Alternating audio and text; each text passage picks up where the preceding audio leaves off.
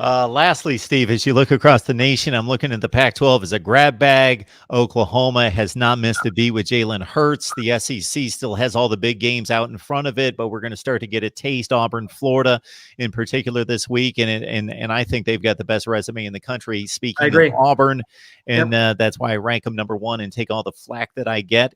I have them number one as well. I agree with you. Very nice.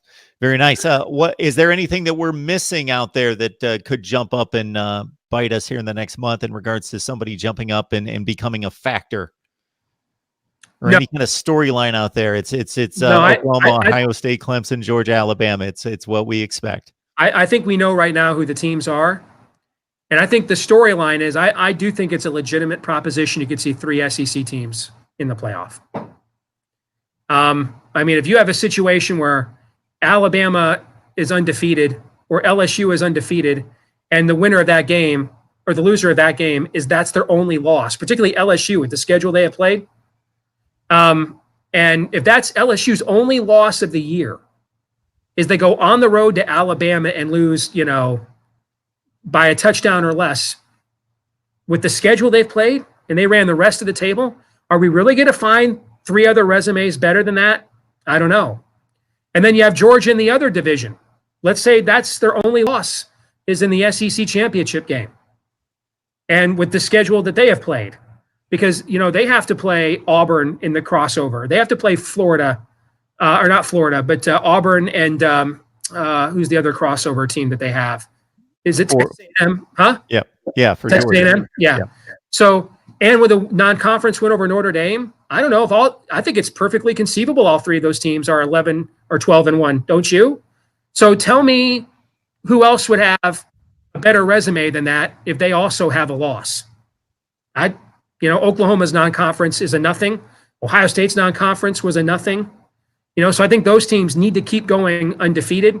I think the chances of there being 3 SEC teams are much higher than people think, especially when you look at a team like an A&M that comes in with a lot of expectations. They've already got 2 losses, and you look at the schedule they're playing. I could see that being a team that with a bunch of guys in November, they're like, who the hell cares about the Music City Bowl? I'm thinking NFL draft.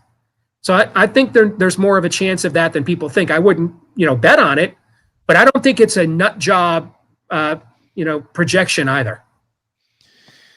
Well, I think it certainly could happen based on the teams that we're talking about and how dominant they've looked, and especially if you include the Big 12 factor. If Texas is able to win the Big 12 and LSU's that factor, and they've got the head-to-head win at Austin, wow, then that knocks out the Big 12. Yeah, absolutely. I mean, Alabama's win over Duke. I mean, look at the whole Big 10. Unless Michigan beats Notre Dame, it is arguable the only really quality non-conference win in the Big 10, depending on what happens to teams like Pitt. But unless Michigan beats Notre Dame, is the best non-conference win in the league for the 3rd year in a row Iowa beating Iowa State? It looks like it.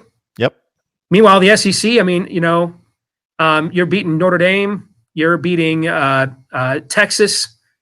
So, I love my Big 10, but I'll also call balls and strikes. And to me, this is a lot different than in 2017, where Alabama had no wins over top 25 teams, no conference title, and got into the playoff just because they're a team coached by Nick Saban. Of course, then they went in there and won the whole dang thing. So it doesn't matter now, but this is a year where they're going to, it's not just going to be SEC hype or ESPN doing their perennial, let's pump up another SEC team before the playoff because that's our corporate partner.